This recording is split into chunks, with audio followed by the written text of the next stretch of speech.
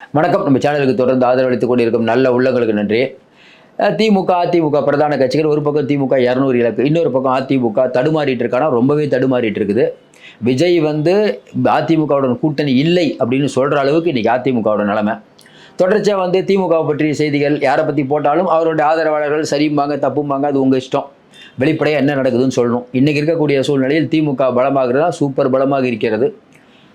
எதிரில் இருக்கக்கூடிய அதிமுக வலுவிழந்திருப்பது திமுகவுக்கு ஒரு பெரிய பலம். கூட்டணி பலத்தை தாண்டி எல்லாரும் சொல்றாங்கல்ல திமுகவுக்கு கூட்டணி பலம். நம்ம என்ன சொல்றோம்? திமுகவுக்கு கூட்டணி பலத்தை விட எதிர்க்கட்சி வலிமை இல்லாமல் இருப்பது திமுகவுக்கு ஒரு ஜாக்பாட். எடப்பாடிக்கு என்ன சிக்கல்?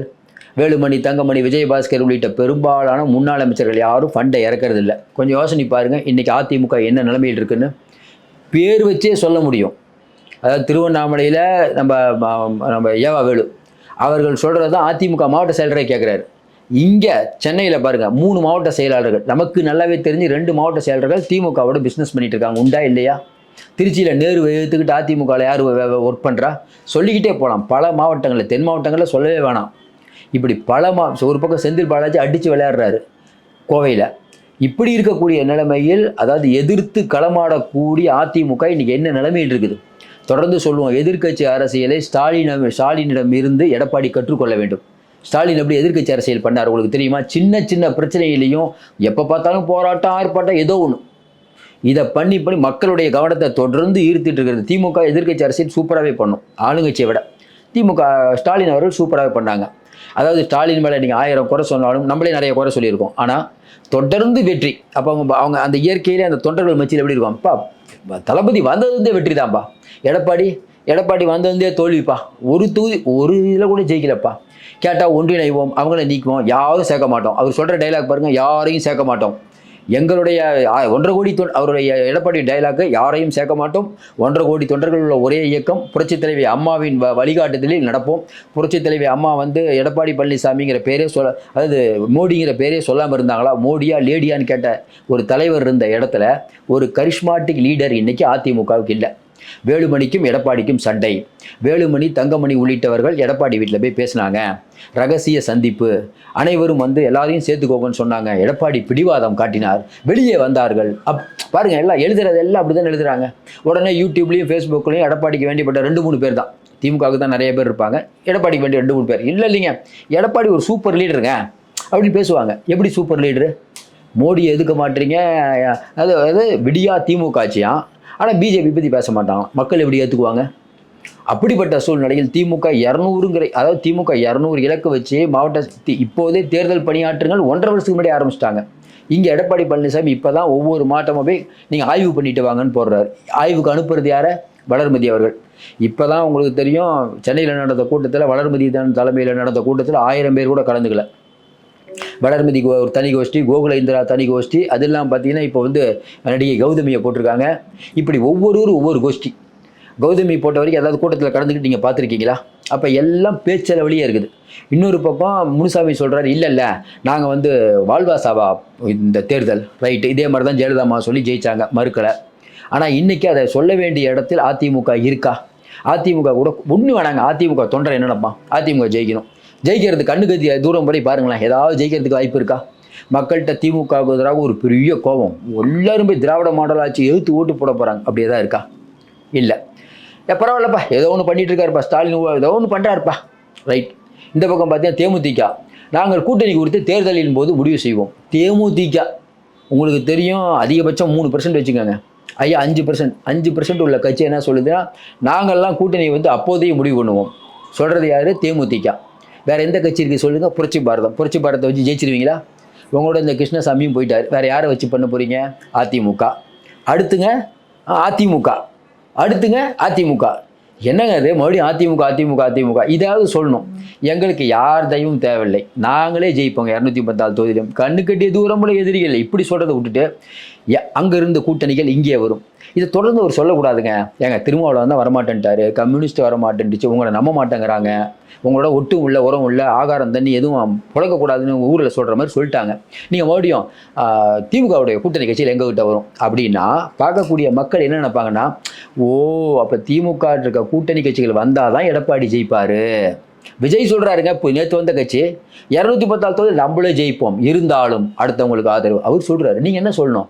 214 தொகுதி நாங்களே ஜெயிப்போங்க, கூட்டணி கதைகள் திறந்தே இருக்கிறது, வருபவர்கள் வரலாம் அப்படி சொல்கிறத விட்டுட்டு கூட்டணி எங்ககிட்ட வரும், கூட்டணி எங்ககிட்ட வரும் மக்கள் முடிவு பண்ணுவாங்க. அப்போ அவங்கள்ட்ட கூட்டணி யாரும் வராது, நீ அடுத்து தோக்க தான் போகிற நினைப்பாங்களா இல்லையா?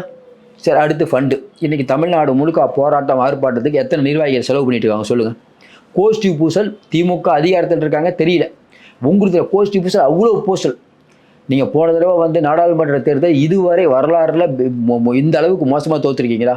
உடனே கேட்டால் ஜெயலலிதாமா பர்கூரில் தோத்தாங்க, சுகவனத்துக்கிட்ட ரைட்டு தோத்தாங்க. ஜெயலலிதாமா தோக்கும் போது அடுத்த தேர்தலில் ஜெயிச்சாங்களா இல்லையா? தொடர்ந்து இத்தனை தேர்தலில் ஜெயலலிதாமா தோத்தாங்களா? ஜெயலலிதாமா கிட்ட இருக்க வேல்யூ வேறுங்க. இன்றைக்கி திமுக அரசு அப்படிங்கிறத எதிர்த்து எந்த அளவுக்கு ஜெயலலிதாமா போராடுவாங்க. நீங்கள் ஒன்றுமே பண்ண மாட்டீங்களே. சமீபத்தில் நடந்த ஒரு அதாவது நம்ம சாம்சங் பிரச்சனை, திமுகவுடைய கூட்டணி கட்சி போய் போராட்டம் பண்ணுறாங்க, நீங்கள் ஆளே இல்லையே. எல்லாத்தையும் தாண்டி நீங்கள் பொது சிவில் சட்டத்துக்கு நீங்கள் ஆதரவு கொடுத்தீங்களா இல்லையா? வக்பு வாரியத்தில் உங்களுடைய ஸ்டாண்ட் என்ன? கொஞ்சம் யோசனை பாருங்கள். இஸ்லாமியர்கள் ஓட்டு வேணுங்கிறீங்க, ஆனால் வக்பு வாரிய விஷயத்தில் உங்களோட அழுத்தமான ஸ்டாண்ட் என்ன சொல்லியிருக்கீங்களா? ஒரே நாடு ஒரே தேர்தலில் உங்களுடைய ஸ்டாண்ட் என்ன? முதல்ல என்ன சொன்னீங்க? ஒரே நாடு ஒரே தேர்தல் வந்துடும், ஸ்டாலின் வந்து சீக்கிரம் போன தடவை நீங்கள் தானே சொன்னீங்க எம்பி எலெக்ஷனுக்கு முன்னாடி. ஒரே நாடு ஒரே தேர்தல் உங்களுக்கு உடன்பாடா? ஜெயலலிதாமா வந்து இதை தான் உங்களுக்கு சொல்லி கொடுத்துட்டு போயிருக்காங்களா? மோடியை பார்த்து மோடி அமித்ஷாங்கிற பேரை சொல்லிவே பயப்படுறீங்களேங்க. தலவாய் சுந்தரன் ஒருத்தர் கட்சி விட்டு ஆர்எஸ்எஸ் கூட்டத்தில் கலந்துக்கிறாரு, கட்சி விட்டு நிற்கிறீங்க, உடனே 2 வாரத்தில் ஒரு சேர்த்துக்கிறீங்க. என்ன காரணம்? மன்னிப்பு கடிதம் எழுதி கொடுத்ததால். அப்போ வந்து நாளைக்கு வந்து மோடி வாழ்க்கைன்னு ஒருத்தர் சொல்லுவார், 10 நாள் டிசைன் வச்சுட்டு மறுபடியும் சேர்த்துக்குவீங்களா? அப்போ உங்களுடைய கட்டமைப்பு எங்கே சார் பலமாக இருக்குது? ஒரு பக்கம் டிடிவி தினகரன் நான் தான் அதிமுக ஒருங்கிணைப்போம், வெளியே எடுப்போம், அப்படி எடுப்போம், இப்படி எடுப்போம், இதையே பேசிகிட்டு இருக்கீங்க. இன்னமும் டெவலப்பே அவளைனா இன்னொன்று கேட்குறான், புதுசாக வர இளைஞர்கள் உங்கள்கிட்ட எப்படி இருப்பாங்க? எடப்பாடி பழனிசாமியா, விஜயா, உதயநிதியா, அண்ணாமலையா, சீமானான்னு பார்த்தா எடப்பாடி பழனிசாமி எந்த இடத்துல இருக்கார் சொல்லுங்கள்? யாருமே இல்லாமல் 1.5 கோடி தொண்டர்கள்னா போன நாடாளுமன்ற தேர்தலில் இந்த 1.5 கோடி தொண்டர்கள் உண்மையிலே எங்கே தாங்க போனாங்க? நமக்கே ஒன்றும் புரியல. எல்லாத்த விட காமெடி என்னென்னா, ராமநாதபுரத்தில் நீங்கள் யாரை வேணாம் ஒழிச்சு கட்டுனீங்களே அந்த ஓபிஎஸ் நிறையா ஜெயிக்கிறார், அங்கே பார்த்தா டிடிவி விஜயகாரன் நிறையா ஓட்டு வாங்குறாரு. இப்போ இவங்கள ஓட்டெல்லாம் யார் போட்டது? அதிமுக போடாமல் வேறு யாருங்க போட்டா? புரியல நமக்கு. திமுககாரங்க ஓட்டு போட்டாங்களா? இப்படி மொத்தமாக எல்லாத்துலேயும் தோத்துக்கிட்டே இருந்தீங்கன்னா தொண்டர்கள்ட்ட எப்படி ஒரு நன்மை பிறக்கும்?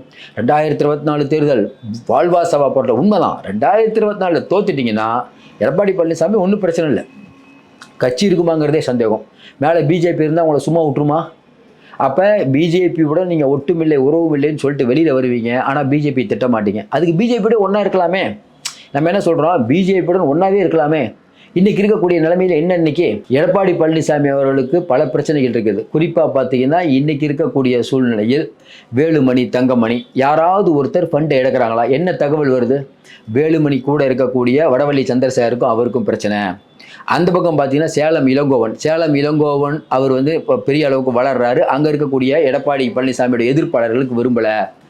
தென் மாவட்டத்தில் சொல்லவே வேணாம், செல்லூர் ராஜு ஒரு கோஷ்டி, உதயகுமார் ஒரு கோஷ்டி, அது பாட்டுக்கு இவர் வந்து வரவங்கள்லாம் நிறையா பணம் கேட்குறாங்கன்னு அவரு ஒன்று சொல்கிறாரு. இப்படி ஒவ்வொருத்தரும் ஒவ்வொன்றா மாறி கொஞ்ச நாள் வரைக்கும் பேசிகிட்டு இருந்த சிவி சண்முகம் அமைதியாயிட்டார். இந்த பக்கம் ஜெயக்குமார் அப்பப்போ ஏதோ பேசிகிட்டு இருக்காரு. நேற்று ஒன்று சொல்கிறீங்க, இன்றைக்கி ஒன்று சொல்கிறீங்க. தமிழகம் முழுக்க அதிமுகவுடைய கட்டமைப்பை மேம்படுத்த என்ன பண்ணியிருக்கீங்க?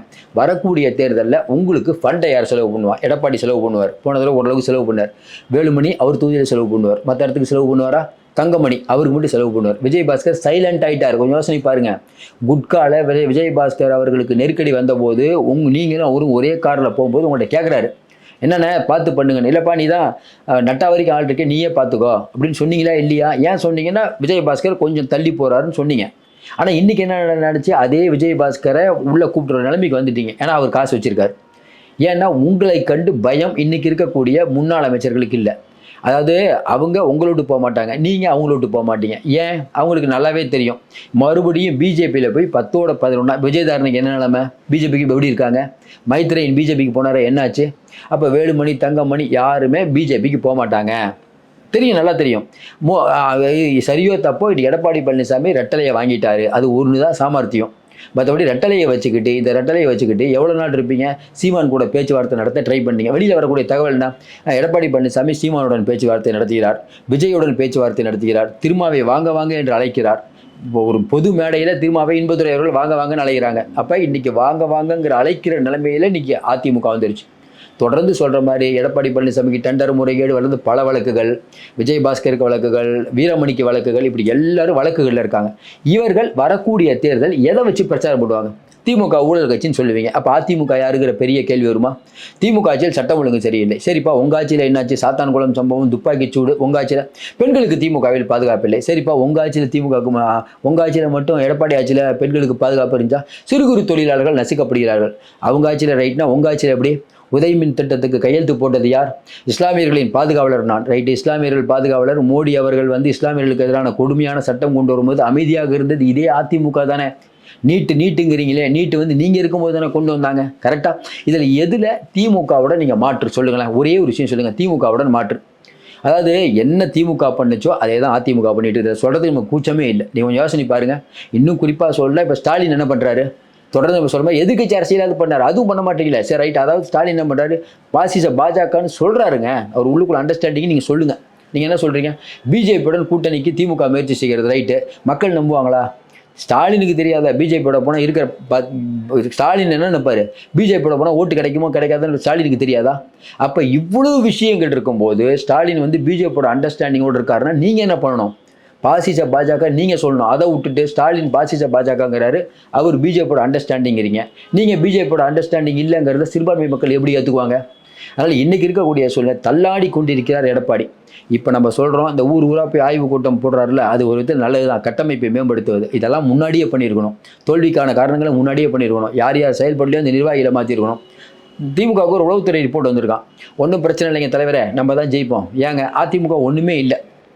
அதனால தான் விஜயை பற்றி கவலைப்படுவது அளவுக்கு கூட அதிமுக பற்றி கவலைப்படல. திமுக கிளவராக இன்னொன்று பண்ணுறாங்க. திமுகவுக்கு எதிரி அதிமுக. எடப்பாடிக்கு மட்டும் சிஎம் பதில் சொல்கிறார் பார்த்தீங்களா? எடப்பாடி இந்த பக்கம் பதில் சொல்லுவார். ஏன்னா நீங்கள் எங்களை திட்டுங்க, உங்களை ஒன்றும் பண்ண மாட்டோம், டெண்டர் வழக்கெல்லாம் உங்களை கேட்க மாட்டோம், திட்டுப்பா, நிறையா திட்டு. ஏன்னா விஜய் திட்டிடுவார், நீ திட்டுப்பா. அப்போ ஸ்டாலின் சொல்லி எடப்பாடி ஆரம்பிக்கிறார். முதல்ல ஏன் திட்டல, இப்போ ஏன் வேகம் எடுக்கிறீங்க? இவ்வளோ நாள் தூக்கிட்டு இருந்தீங்க, போராட்டமே பண்ணாமல். இப்போ மட்டும் என்ன, கலைஞர் என்ற மகன் என்ற தகுதி மட்டும் இல்லை என்றால் கவுன்சிலராக முடியுமா? ரைட்டு. ஏன் உதயநிதி அவர்கள் துணை முதல்வராகவும் அமைதியானீங்க? ஏன்னா உங்கள் பையன் மிதுனை உள்ளே கொண்டு வரீங்க. மிதுனுக்கும் நிர்வாகிகளுக்கும் இடையே சண்டைலாம் வந்துட்டுருக்கு. இன்னும் குறிப்பாக சொல்ல, நீங்கள் யாரை வந்து ஒரு ஆலோசகராக வச்சுருந்தாரோ, இப்போ உதயநிதி அவர் சுனிலா அவர் ஆலோசகராக வச்சுருக்காரு.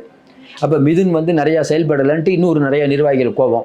இப்படி உட்கட்சி பிரச்சனை, ஃபண்டு இல்லாத நிலைமை, யாரையும் கண்ட்ரோல் பண்ண முடியாத நிலைமை, முன்னாள் அமைச்சர்கள் பிரச்சனை, ஊழல் வழக்கில் கேஸ் போட்டுருவாங்களான்னு பிரச்சனை, இடி பிரச்சனை, இவ்வளோ எல்லாத்தையும் தத்தளித்து கொண்டு இருக்கும்போது வரக்கூடிய தேர்தலில் கண்டிப்பாக ஆட்சி அமைப்போம்னு சொன்னது இப்போ இருக்க நிலைமையில் எடப்பாடியுடைய வெற்றி ஒரு கனவாக தான் நம்ம நினைக்கிறோம். முயற்சி பண்ணால் ஒழிய அதிமுக வாய்ப்பே இல்லை. மறுபடியும் சொல்கிறோம், இன்றைக்கி இருக்கக்கூடிய சூழ்நிலை திமுக பலமாகுது. அதிமுக டெவலப் ஆகாத நிலைமையில் இருக்குது. டெவலப் ஆவதற்கு முயற்சியில் கூட இறங்காமல் இருக்காங்க. ஏதோ ஒரு ஆய்வு கூட்டம் போடுறாங்க, நமக்கு ஒன்றும் புரியல. இப்படியே போனால் அதிமுகங்கிற பெரிய கட்சி கரைந்து போய்விட்டு தமிழகத்துக்கு நல்லதில்லை. மீண்டும் சந்திப்போம். நன்றி, வணக்கம். உங்களுக்கு இந்த வீடியோ பிடிச்சிருந்துச்சுன்னா லைக் பண்ணுங்க அண்ட் உங்களோட கருத்துக்களை கமெண்ட் பண்ணுங்க. மறக்காம சப்ஸ்கிரைப் பண்ணுங்க.